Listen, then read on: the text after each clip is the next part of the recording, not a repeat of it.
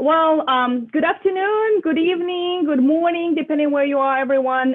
Thank you so much for joining us. And thank you for giving us a chance to tell us about our latest solicitation, which is a NSF call for proposals for navigating the new Arctic, or NNA. And so we'll talk today, we'll give a quick overview of the most current solicitation, and then we'll have plenty of time to ask questions. So as you probably know, NNA is one of the NSF's 10 big ideas. This year, we're in the third year of our at least a 5-year initiative. And so we'll talk today about this year's solicitation. So the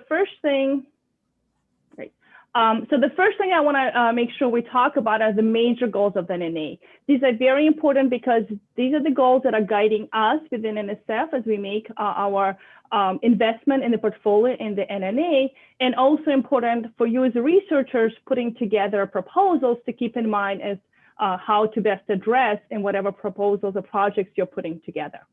So first, we want to improve understanding of the Arctic change, as well as its local and global impact based on the interaction among the natural environment, the built environment, and the social system.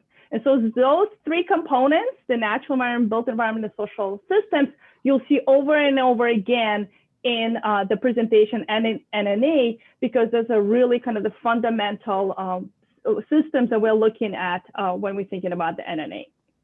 Our second goal is to foster diverse, convergent, integrative, well-positioned Arctic research community. And as we think about those three different systems that we want to make sure to bring together in our NNA approach, we're also realizing that we need to bring together a very diverse group of researchers working together. So we'll need engineers, computer scientists, natural science, and social science researchers, as well as others. So we're really trying to grow the community and the diversity of the community that are tackling these very important challenges related to the changing Arctic. Third, we are looking at how the research outcomes of the NNA-funded work will actually inform U.S. national security, economic development, needs and enable resilient, sustainable Arctic communities. So really looking at the impact of the work that is supported by NNA. And then finally, we're looking at the kind of how we will be able to enhance formal and informal education with focus on the social, build, and natural impacts in Arctic change. Again, we're seeing those three things coming in. So now let's jump in. So this is the diagram that's really kind of at the heart of NNA. You will see it at the latest solicitation as well. And so what you see in the center is where we have the social systems, the natural environments, and then built environments coming together. So NNA is asking you to tackle the challenges and the research questions at the intersection of it, depending on which specific track you decide to submit, at least two or maybe all three of those things. So what we recognize is that in order for us to be able to really fully understand the changes that are happening in the Arctic and the impact that will have locally, globally, we really need to be looking at this system from a more system perspective. We really need to look at the interdependence or intersection between all of these kind of subsystem in a sense. So this is the thing that we really want to emphasize, because this is the part where we've seen from the previous competitions, some of researchers struggle to really understand what do we mean by this Venn diagram. And so what that means is that if you are identifying the challenge or the research question at the intersection between this Venn circles, you also need to make sure that the team that you're putting together has expertise in those areas, right? And that the proposal, the project that you're putting together will make intellectual contribution or innovation at the intersection of those things. So if, for example, you have a team of just exclusively, natural scientists working on a natural science concept, by say, well, because, we studied this and it will have impact on the local communities, or it might have impact on the environment, on the built environment as well, you might try to claim that you're looking at an intersection. But what we, as we say in NSF lingo, what it sounds like is that you're making a broader impact of your work might have impact on social systems or the built environment. But that is not responsive to NNA. To be responsive to NNA, the innovation, the intellectual contribution really needs to be coming from the intersection of those things. And what that also means is make sure you have the right expertise on your team, okay? So make sure you're bringing in methodology from each of those areas as you're putting together your project, okay? And so then around the kind of the center of this diagram, what you see the 6 focus areas that we outline in the solicitation. Here, they might be easier to see as they are more horizontal. So we have these 6 focus areas, and we encourage you to look at the solicitation where it kind of details each of them. We also would like to encourage you to look at the frequently asked question document that is also has been published, that gives some specific examples for each of those focus areas of what might belong there. But as we will detail later in this presentation, basically the proposals coming in need to address at least one of those focus areas as you're thinking it, while looking at the intersection or the interconnection between the natural systems, the built environment, and the social system. Okay, and now I'll hand off to my colleague, Siobhan. Hi, so thank you all for being here. There have been a number of revisions to the current solicitation as compared to any solicitations you may have seen previously. This solicitation adds a 3rd track, seeking proposals for NNA collaboratory grants. These are large grants that we will discuss in a couple of slides to give you some more information on those. NNA no longer limits the number of submissions per PI, so a PI can submit more than once. The maximum budget for the NNA planning grant, and again, we'll talk about all of these different tracks in a moment, has been increased from previous years to $300,000. The page limit for the management and integration plan has also been increased this year to 6 pages. Proposals that are submitted in response to the program solicitation this time need to be submitted through research.gov. NSF is sunsetting FastLane, and so FastLane is no longer available for submission of proposals to NNA. And additional solicitation-specific criteria that deviate from the general guidance available in the PAPPG have been streamlined for this year's solicitation. Next slide. So there are 3 kinds of grants in the solicitation, and we'll talk about each of these in a little bit more detail in the upcoming slides. The first is a planning grant, which is up to $300,000 in budget over a duration of 2 years.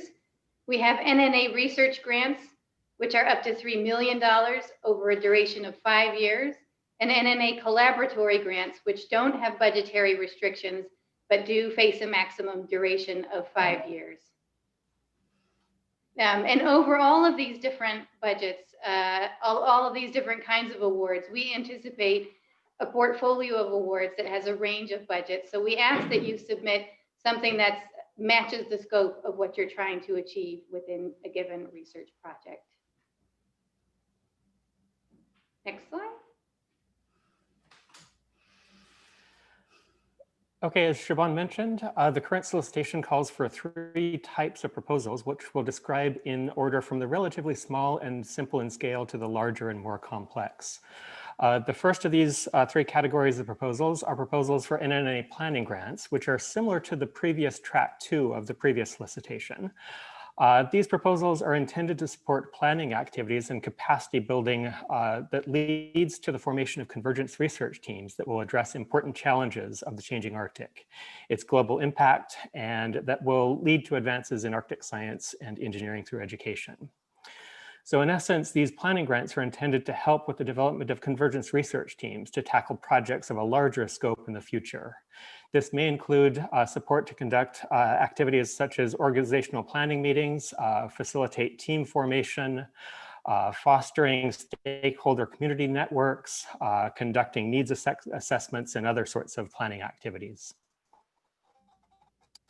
2 of the basic requirements proposals submitted to this planning grant competition sorry, we go back to the previous slide. Two of the basic requirements of proposals to the planning grant competition is that they must address the interactions or connections between two or more of the three elements depicted in the NNA Venn diagram, and they must address one of the NNA focus areas. Finally, it's important to note that it's not required to submit a planning grant in order to participate in future NNA competitions, i.e., although planning grants may help develop ideas for future NNA projects, a planning grant isn't required in order to submit future NNA proposals. Next slide describes the second category of proposals in the current solicitation, which is research grants, NNA research grants, which was previously referred to as the track 1 in previous solicitations. So this category calls for NNA research proposals with creative ideas for fundamental research that tackles convergent scientific and engineering challenges related to the rapidly changing Arctic. Like the previous category, NNA research proposals must address a research question or questions at the interactions or connections between two of the areas of the NNA Venn diagram. And these proposals must also address one of the six research focus areas. These NNA research proposals must have a strong connection to the real world needs of the changing Arctic or its global impact and have clear evidence of expertise within the PI team. And finally, NNA research proposals should clearly articulate how the methods and theories from the various disciplines contribute to the intellectual merit and broader impacts of the proposed research. And the third category is described in the next slide, which in addition to the call for planning and research grants, the current solicitation adds this new category of proposals to the NNA program, which are intended to encourage the research community to organize and collaborate on wide-ranging research themes in the new Arctic, which we've called NNA collaboratory proposals.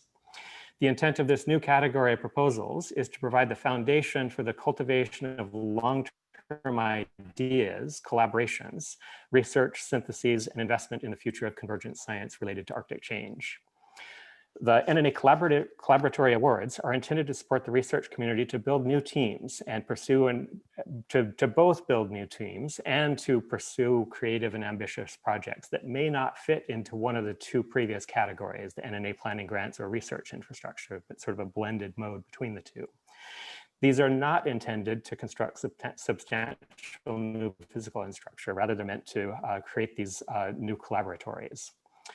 And finally, one important distinction of the NNA collaboratory track is that these projects must address the interactions or connections between three of the elements of the NNA diagram rather than two for the previous two categories of proposals.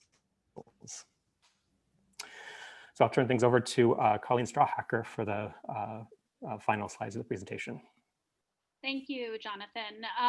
So understandably, given the kind of the focus on use-inspired science or the kind of understanding how these rapid changes in the Arctic are affecting Arctic residents and Indigenous communities, a lot of you, potential PIs, may want to collaborate with people living in the Arctic, and we really do encourage that. But that being said, we don't require that. So in the solicitation, we have outlined a number of different ways that PIs often interact or collaborate with Arctic residents and Indigenous communities. So if you're doing science and you're not and you're working in close proximity to a village or a settlement, I would certainly, you would have to kind of engage that and really understand what permits or letters of collaboration are needed. You might want to do outreach or community engagement. And finally, one thing that a lot of people have focused on is the co-production of knowledge, which we also encourage in this solicitation. I would really encourage you to look at some of the recent literature and talks on co-production of knowledge in the Arctic. The NNA competition has had a lot of dialogue around it in response to the co-production of knowledge, which has resulted in a really fruitful discussion of how co-production of knowledge can be incorporated into NNA projects. Many of these resources are listed on the IARPC website, including the letter from Coeric. There have been news articles about it. There have been lots of talks about it, and I would really recommend watching them and really trying to better understand what co-production of knowledge means, what NSF expects from from if you intend to do co-production of knowledge in your project, which means partnership at the beginning of the project with all parties involved, defining the research question and the methodologies. And also we recommend that we also require that all project plans should be in accordance with the IARPC principles for conducting research in the Arctic, which are also posted on the website as well. So if you have any questions at all about doing co-production of knowledge or working with Indigenous communities or Arctic residents, please feel free to reach out and ask us any questions. Next slide, please. So another required document for any proposals coming into NNA is the Management and Integration Plan, which is a supplementary document that you will include with your proposal. This year, as Siobhan mentioned, we've lengthened the number of pages you're allowed to use for the Management and Integration Plan up to 6 pages, because we understand that we're asking a lot of information from you in this document. So all of the required information are from this list of information here. One of the most important things is to really outline where you see the convergence coming in your project, and that will be your convergence statement. How do you see your project hitting the Venn diagram and the focus areas that Arena pointed out in the beginning of the presentation? You will also want to describe your team members and who will be doing what and how your team will move forward with your convergence research. And more importantly, and this is very much particular for this year, is that a lot of you are probably pretty worried. I'm expecting that you are very worried about what the impacts of COVID-19 might have on your projects, either this year or in the future. And this gives you the opportunity in the Management and Integration Plan to describe how you're thinking about COVID-19, what your planning process is, and what you might be thinking about for any uncertainties that may arise, given what is going on with restrictions with travel, and thinking about how you might kind of have to alter your project with that. I will say NSF and the Office of Polar Programs has put out a lot of information out there on COVID-19 planning. Our number one priority is to not have NSF researchers be a vector of COVID-19 into the Arctic and in Arctic communities. So just keep that in mind as you're writing your proposal. But this place in the Management and Integration Plan gives you some space to describe that to reviewers and program officers. Next slide, please. And if you planning on doing field work, there are a couple of ways you can do that. So one is that you just plan field work on your own. You are planning your own, getting your own equipment. You are booking your own flights. This is all hoping that COVID-19 is over at that point and we're able to travel and do field work a little bit more easily without extended quarantines, et cetera, et cetera. But we also have the option at NSF that you go through our Arctic Research Support and Logistics Program. There is extensive detail in the solicitation on what this RSL program can do from you, but essentially it provides you a ton of field support to be able to go to your places, do your field work, and to do that safely.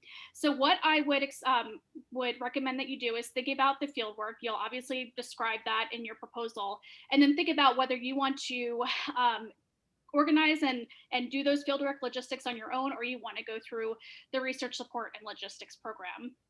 What you will do if you decide to go through the RSL program is to email arctic.planning@battelle.org, describe your fieldwork plans, and they will provide you with a supplementary document outlining what they will be doing for you in the project, what you will be responsible for, and you will include that document as a supplementary document in your proposal submission. So again, tons of information both on the website listed here, battellearcticgateway.org, and the solicitation, but again, feel free to reach out if you have any questions at all about that. Next slide, please. And with that, that concludes our presentation. We thought we would end with a nice shot of dogs because I think we could all use that these days. But here's a way to reach out to us. The website provides all of the information of the current competitions as well as previous competitions and previous awards. Any questions at all can be emailed to nna@nsf.gov, and we will connect you with the appropriate program officer. So I really want to thank you all for being here. I know it's not easy to carve out time in your schedules right now. We just threw a lot of information at you, and I know the chat box is already going crazy with questions, but I did want to shout out some of our other NNA program officers because I just wanted to invite them to chime in with any questions or informations too. So you've already heard from myself, Irina Dolinskaya, Siobhan Madison, and Jonathan Nguyen. We also have Mark Hurwitz on, Roberto Delgado, Julin Sun, and Katya Kantar online, all working on the NNA program. I think I got you all. There are a lot of participants on the list. It's so wonderful to see how many people are here, but they are also chiming in, I can see already in the chat. So thank you again, and let's open it up for questions. Sounds great. And a quick reminder, you can ask questions in chat and I will moderate them and kind of read them out loud to the whole group, and then we'll kind of take turns responding. Or you can raise your hand. And so Shimon will be kind of keeping an eye on that, and we'll try to kind of go back and forth to make sure we get to all of them. So I'm gonna start with a couple questions from the chat, unless we have a hand up already.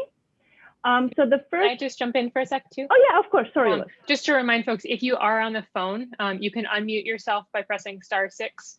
You would be automatically muted. So if you're trying to ask a question, it won't work. And then if you want to raise your hand so that we can see you have a question, you can hit *9. Thank you, Liz, for that valuable information. After a year on Zoom, I did not know that fact, so this is good to know.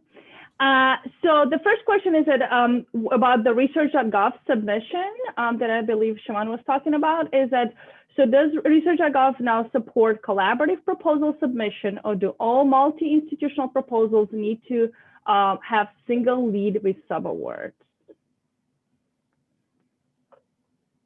I think, Jaylene, you responded actually in chat. Do you want to unmute yourself and kind of, so people can also know who you are and respond? You do need to unmute yourself.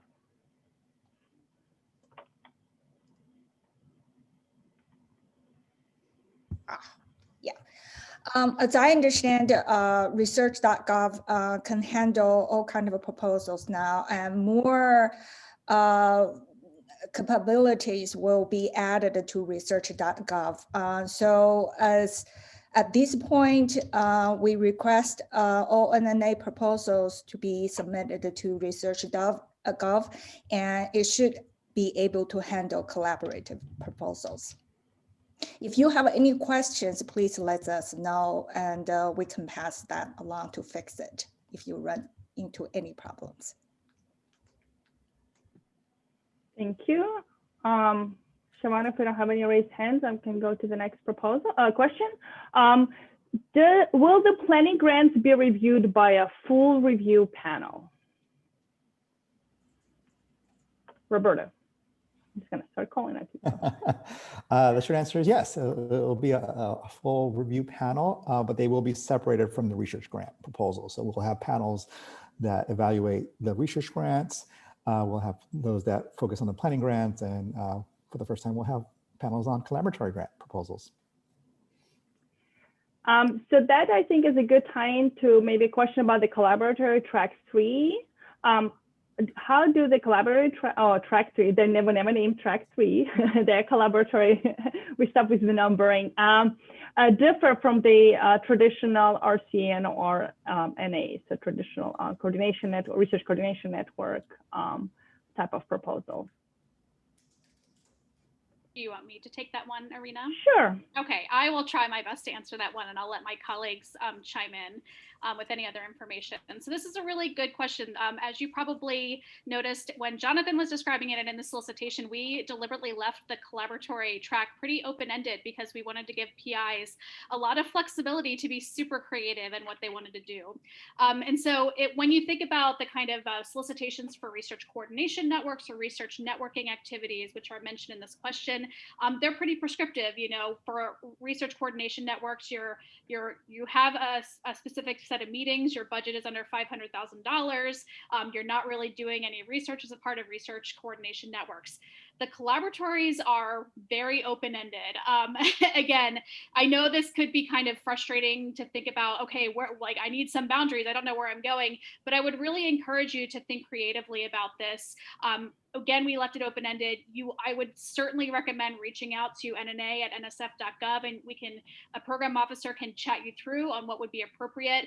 But the collaboratories are they're very different from our CNs and RNAs in that we really don't have that many rules about them, which is kind of exciting on our part. Do any of the other NNA program officers want to chime in?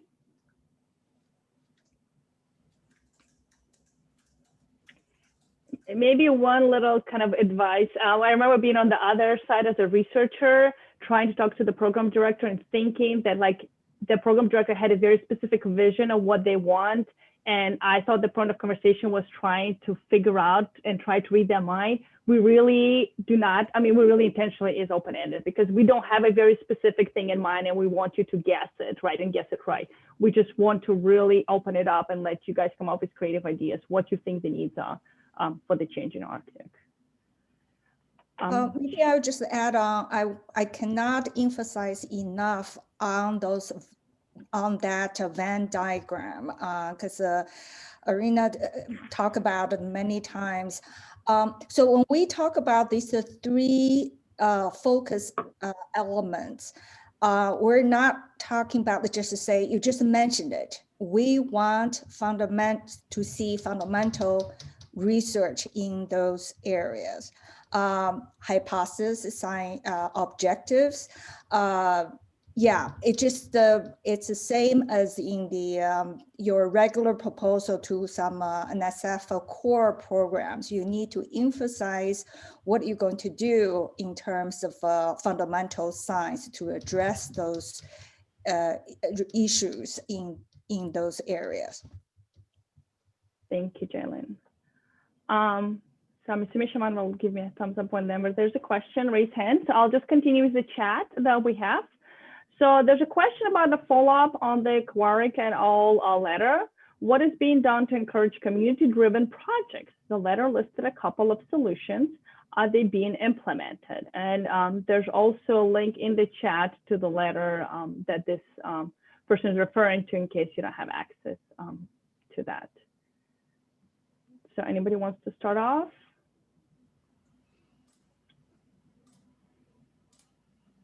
Maybe I'll start. I promised I was gonna like read the questions and maybe try not to answer all the questions, but I think it's my chance. So I guess so the thing is that we've always been, remember when I talked about the goals of NNA? The second goal of NNA is really to bring in a very diverse team of people coming to discuss these very important challenges. And then Colleen also talked about the importance of kind of including the local communities whenever you're working on anything related to that. So I just want, what I think is important for you to realize, and hopefully for more, we absolutely welcome community-led kind of a type of proposals, right?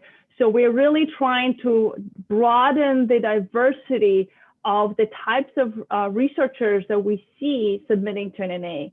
And when we're talking about broadening, that includes a very broad, actually, list of dimensions of how we think about how to make a create this very diverse team.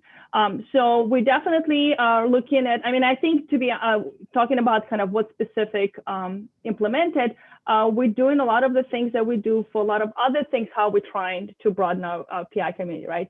A number of outreach communities are involved in making sure that the review process includes a very diverse list of a diverse perspective as we work to that. And so I'm not sure if there's anything specific that my other colleagues want to talk about. I can chime in really quickly, Irina. So again, if you haven't read the letter from Kwarek to NNA, I would highly recommend you read it. It is a really excellent piece that really just outlines some of the things that NNA, NSF, and broader federal government activities can do better in this space. So there are certainly, I mean, we have taken this letter very seriously. We've had numerous internal conversations about this letter and how we can do better. There are some things that we're doing that we can't talk about because we're behind this unfortunate federal curtain that restricts some things that we can say. You know, for example, we can't tell you who our reviewers are for NNA and things like that, which was one of the suggestions in the letter. And then there are things that we can't do because we're bound by federal law and things like that. So I just want to reiterate that we're taking this very seriously. We're having lots of conversations, both internally and publicly. Many of you have probably seen me on many stages talking about this issue too. I'm very passionate about it, as my NNA colleagues know. So again, if you have any questions or concerns, Roberto and I have had lots of conversations with many different people about this as well. So we have been constantly kind of massaging the solicitation to try to make this a better space for some of the issues that CWERC raised in their letter. Thank you, Colleen. I think we had a raised hand, Shaman. Do you remember who that was? Somebody raised hand and then I think they disappeared for a bit. I don't see any raised hands at the moment, but I will keep you apprised if anything comes up.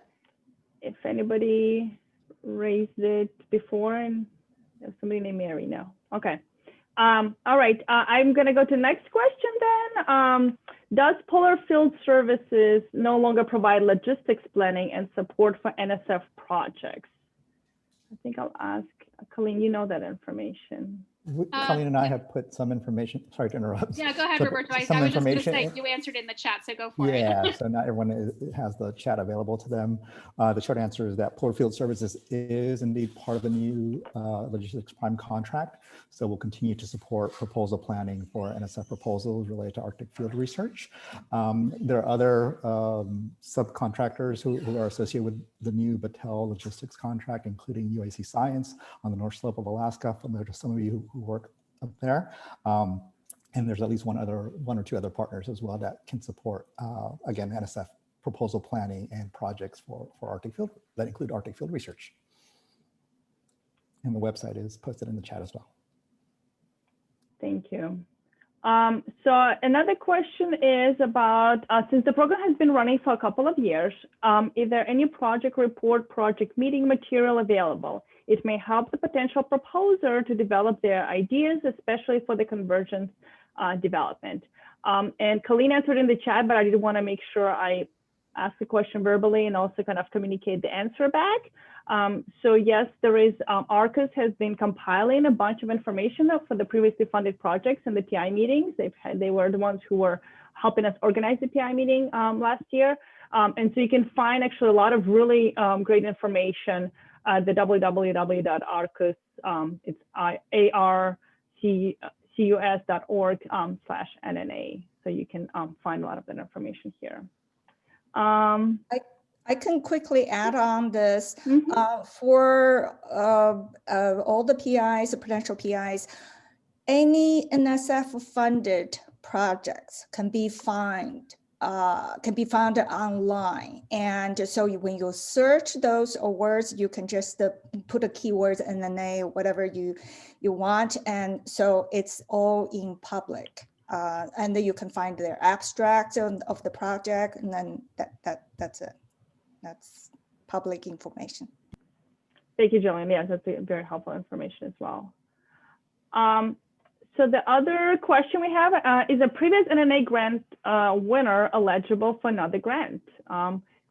Yes, I think just like with any other, just in general, when you're applying for an NSF grant, there are some in our guide, policy guide, you'll see there are some restrictions. For example, we have a kind of guidance on a maximum of 2 months of PI support per academic year among all your NSF awards. And you know, some special circumstances, you might be able to get a waiver for that from the program director. So to us, it will be just like any other programs that you've submitted. You know, we would look at what your current awards are and whether you really have the research capacity to take another grant, just as part of a decision process. And we definitely look at the diversifying portfolio and make funding decisions, but there's absolutely nothing precluding you if you already have a currently funded NNA award to submit a proposal. In fact, for the planning grants, we would hope that a lot of those winners would come back to us with some strong research grant or collaboratory grants. So we very much welcome that. Let's see if we have another question. All right, thanks for that. Some people are sharing some great tips and some great resources in the chat. I'm not going to read those hyperlink out loud. But Arena, someone did have a really excellent point that there's a lot of information going on in the chat, and answers, if you click the 3 little dots next to where you type in your chat, you can save the chat for that information later, just for anyone on. And I think Liz also pointed out that she would put this on the website too for anyone that's on the phone and can't read the chat. Can you confirm that, Liz? Yes, I won't put the entire chat file on the site, but I will pull all of the links that people have shared and just list them on the event page. Awesome. Thank you so much, Liz. You're welcome. Thank you. Okay, so we have another question about collaboratories.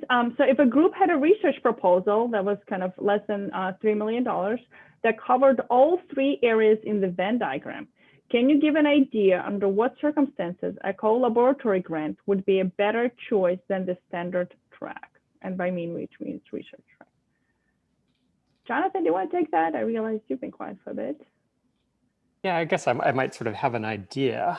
It's an interesting question. So a project that might be a better fit for the new collaboratory grant that isn't maybe a good fit for the research proposal track.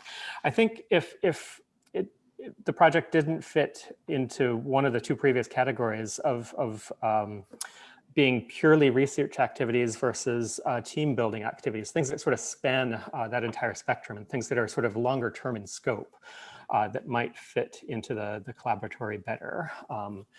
But it's maybe a question, an unexpected question that I don't know quite how to answer. So maybe others might chime in as well.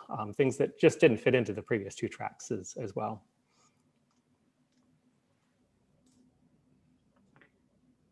Colleen, you want to jump in? I think you were talking a little bit more, answering an earlier question related to collaboratories, which I think was kind of maybe answering this question, but this might be phrased slightly differently.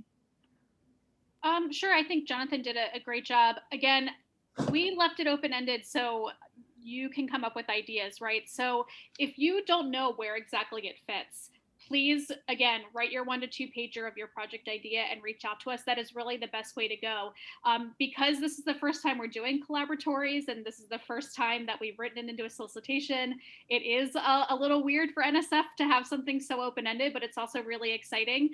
We're leaving it up to you to show us what you think collaboratories are too, right? So I think not having an exact answer to that question is actually a good thing, because it provides you with some flexibility, but really coming up with your 1 to 2 pager and then reaching out to program officers is going to be the best way to get a solid answer to that question. Yeah, excellent. Okay, I found this question. I love this question. So maybe I can even answer this question. So how do you partition proposals out to program directors? And how do you match program directors with areas of research expertise, given the diverse array of disciplines that are covered in this call?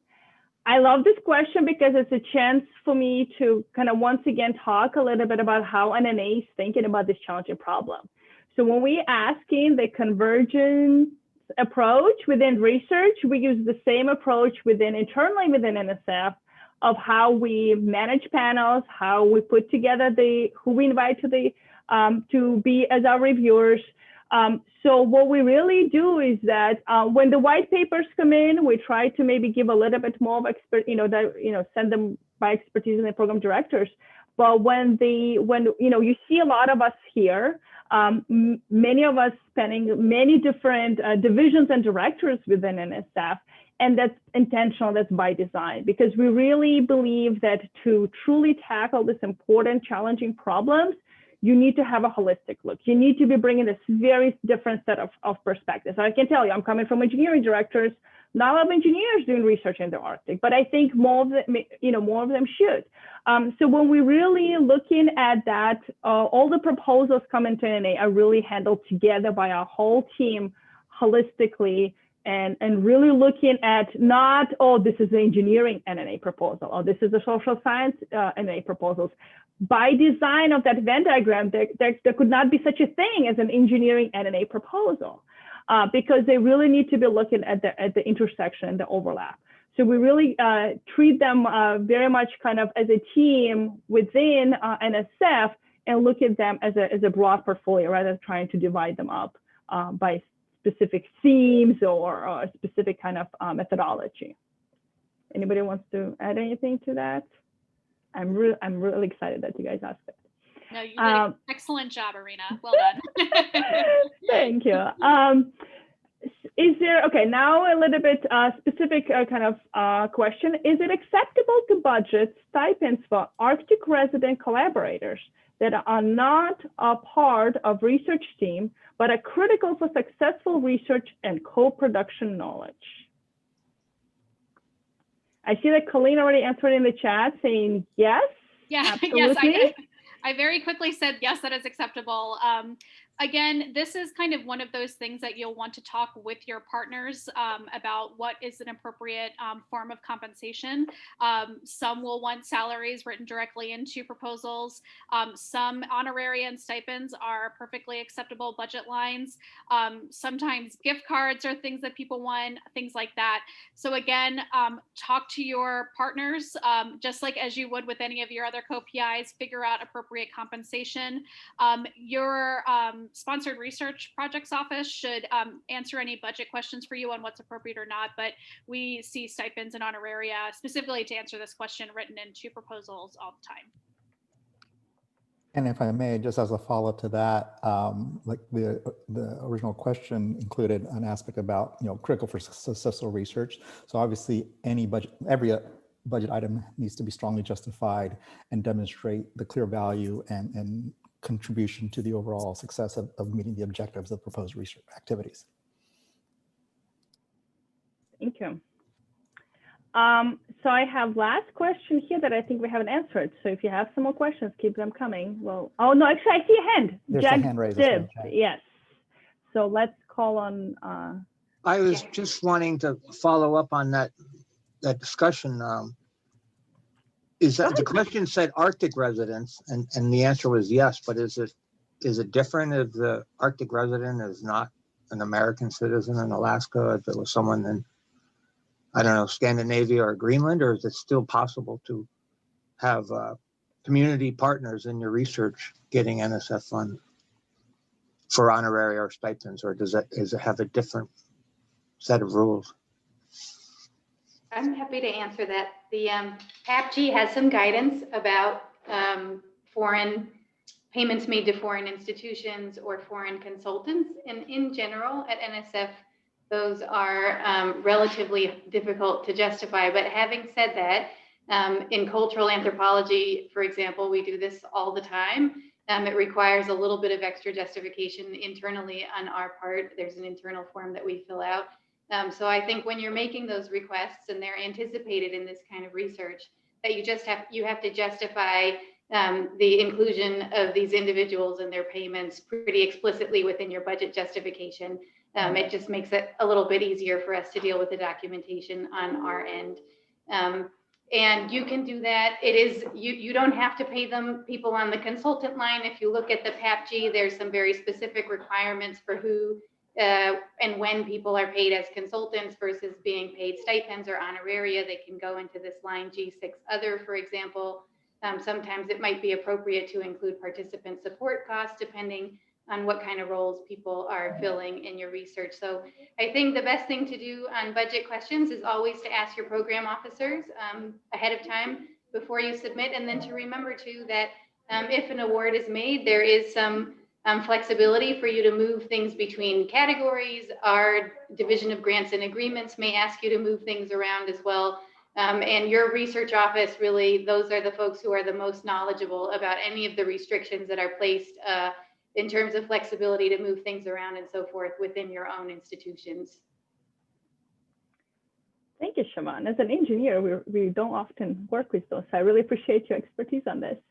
There's actually a great discussion going on in the chat that reminded me something that I really would like to emphasize to the broader group here, is talking about the co-production. So the importance of co-production, that if you're talking, if you're truly trying to do co-production, right, which means you're bringing in, and Colleen will correct me if I'm saying anything wrong about this, but if you're really bringing in partners, let's say, from the local communities, and co-production can be, of course, more broadly than just, indigenous people living in the Arctic, but let's say you're working with that group. What that means is that you really need to be equal partners into that, right? So what that means is that I don't see any reason why they should not be co-PIs, for example, right? Or maybe, maybe if they feel like they would want to be slightly different, whatever the involvement it should be. So if you're doing, and I guess I'm bringing this up because I think, as I mentioned during my seminar, during my presentation at the beginning, I pointed out kind of the common weaknesses we've seen in the proposals in the previous submissions about not covering all the Venn diagrams. The other weakness that we've seen recurring in the past is people claiming that they're doing co-production, but then the involvement of the group that they are co-producing with was not, it was quite minimal, right? And part of it is that how you include it in the project description, but part of it how you include it in the budget. So we really want to, there's a great discussion going on. I just want to reiterate it to the whole group, is that if you're really bringing somebody who you are in focal production, you would expect them to have a substantive contribution to the intellectual contribution to the project. They should also have substantive representation in the budget as well. And then justifying the budget, because this is where a lot of the times the reviewers might actually call it out and criticize it, say like, well, you're really saying they're going to do that, but you're not adequately compensating them for that time, right? So we really just want to kind of reiterate. I would like to have a chance to reiterate that as you're planning your proposal, because we've seen so many proposals where there was a mismatch between those things, and we would encourage you to really put your money where your mouth is when you're really putting together proposals on that. Thanks, Serena. I think you articulated that really well. And I also just wanted to remind people too, I don't think I was as eloquent as I could have been during my presentation, part of the presentation, but just that we also acknowledge that not all projects are going to go full on co-production. You might approach people and say, I want to collaborate on this project. And they might just say, hey, we're interested in seeing this science happen, but and we're okay with you kind of doing this, and this, but we really just want some really strong outreach projects written in. And you can write that into, that's not a co-produced project, but that might be what you communicated and negotiated with your partners. So I think it's just being really clear in your proposal, the form of that this partnership is taking, making sure the budget is there to support that partnership, whether it is co-production, whether it is outreach, whether you are renting skidoos from community partners or whatever. We understand that there's going to be a huge continuum of what these collaborations look like. And so I just, again, encourage you to communicate with people at the start to see what that collaboration should look like and have the budget there to support that collaboration. Thank you, Colleen. If Colleen agrees with me about what I say about co-production, I feel like I've learned a lot. And personal growth. We have very spirited conversations within the halls of NSF about this, I assure you. And I should mention, outside of NNA, I run a robotics program. So, slightly different from the work that we see here, although there are robots in the Arctic as well, and there's a lot of opportunities there.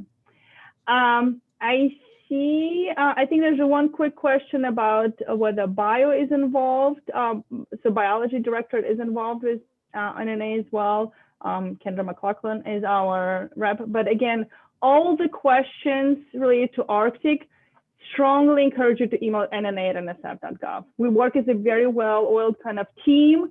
We're coming in there. We are kind of sending them out to the right program directors, or even handle them centrally, because we want to make sure that everything is kind of get consistent, uniform response. So that's really the best way to get a timely response to the questions you might have. Let's see.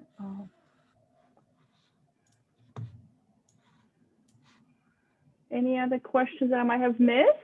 Anybody wants to raise a hand?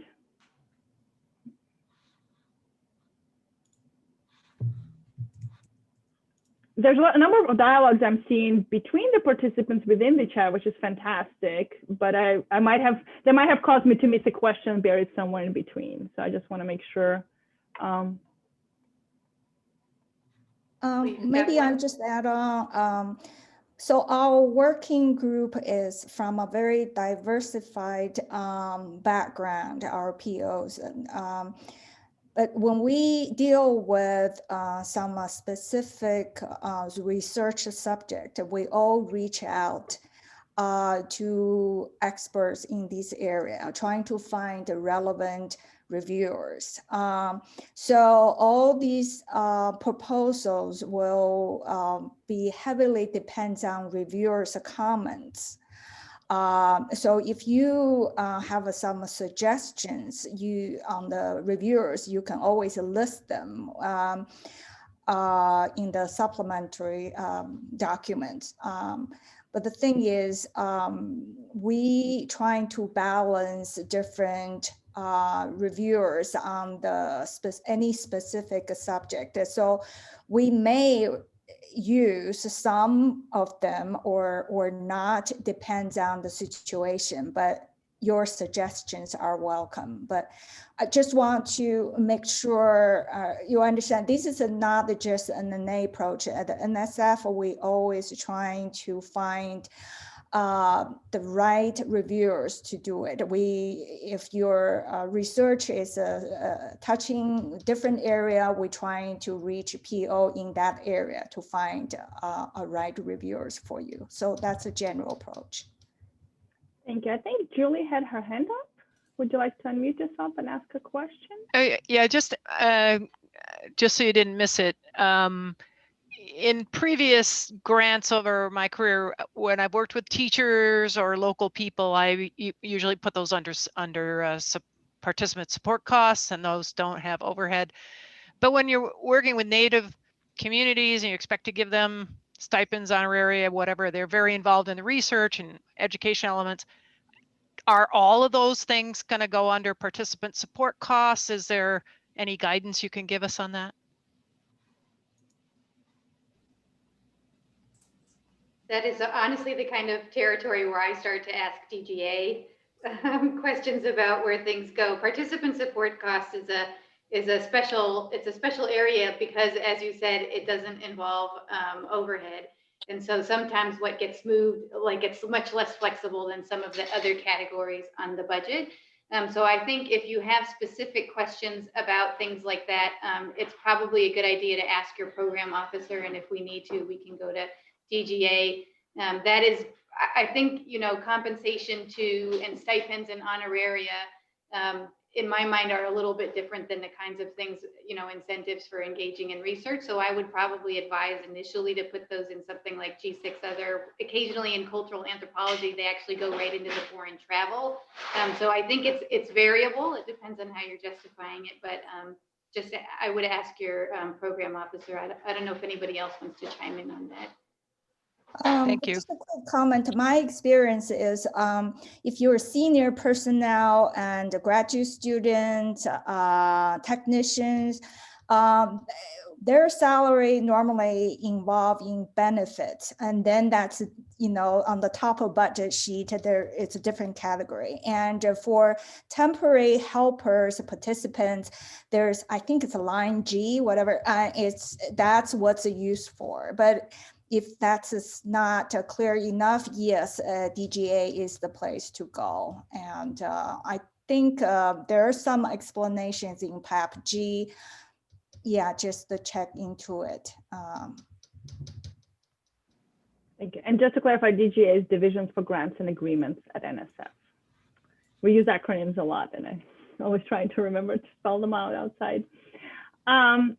So I think there's another question. There was a question about in a community office that should be announced soon. It's not announced right now, so it's not any And soon, I think probably, within a month, probably a good guess, but you never know.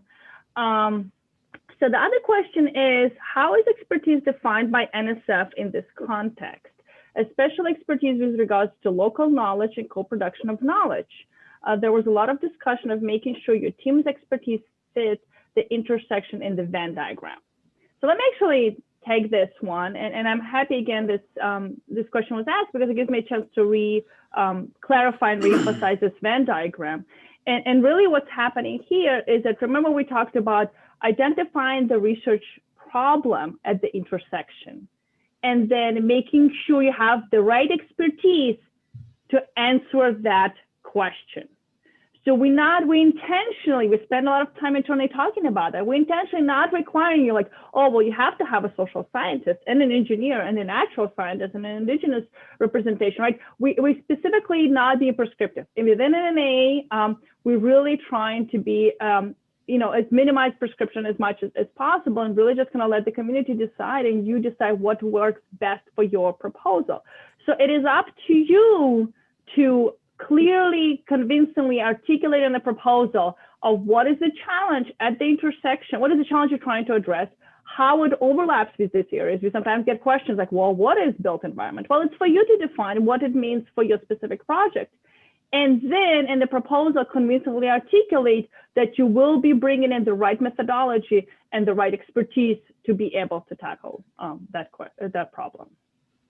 Anybody want to jump into that, add to that from NSF? No, I think that was good. And just to add that we take very seriously a diversity of reviewers to evaluate that expertise as well.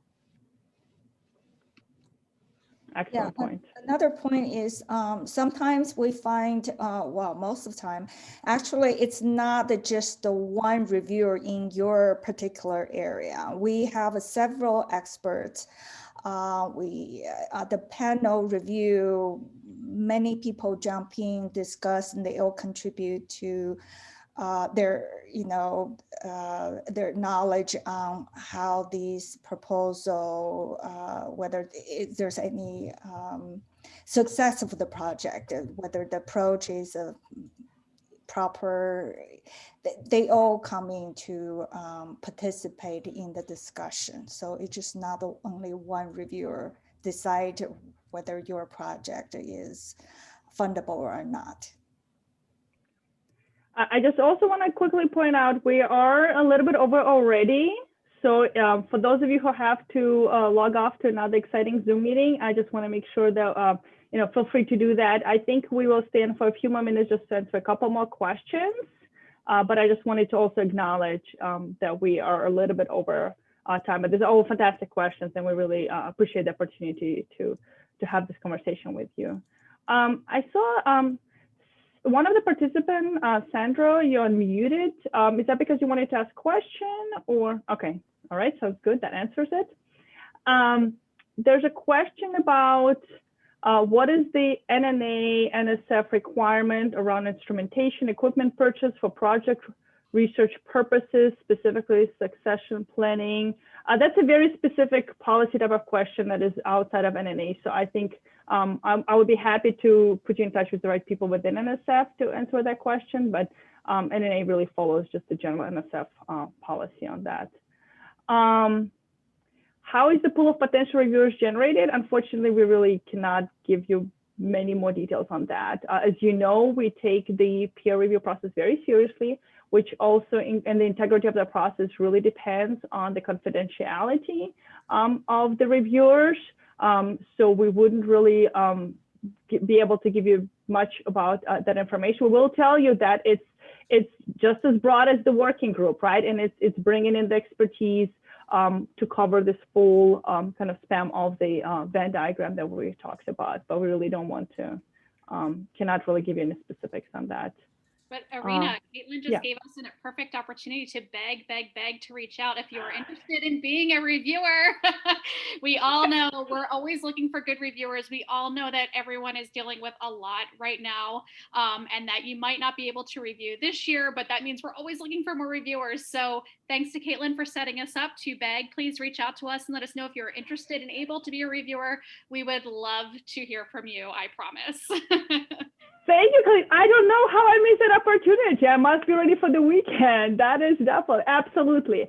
So I think with that, we're going to wrap up this webinar.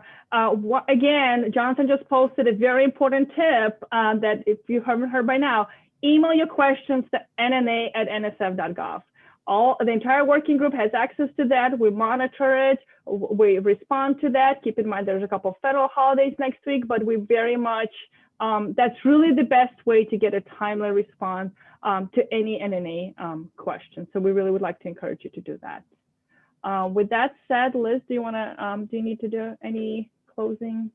Yeah, I will just say thanks to all of the NSF folks for this really fantastic info session, and thank you to all of the participants for asking fantastic questions. I am putting in the chat the links to where you'll be able to find the recording, both on the event page where you registered and then also on our YouTube channel. On our YouTube channel, you can also find every other program manager chat we've done. So if you have other questions about work that NSF is doing or the other IARPC agencies, that's a really good resource. And I also, if you are not already an IARPC Collaborations member, I really strongly encourage you to sign up for an account. It's a great way to learn about our other webinars and to talk with other Arctic researchers, as well as program managers from Arctic relevant agencies. So you can sign up for one of those at iarpiccollaborations.org. And with that, I'll just say thank you one more time, and I hope to see you at future webinars. Thank you. Everyone. Thanks everyone for joining us. Thank you. They Bye.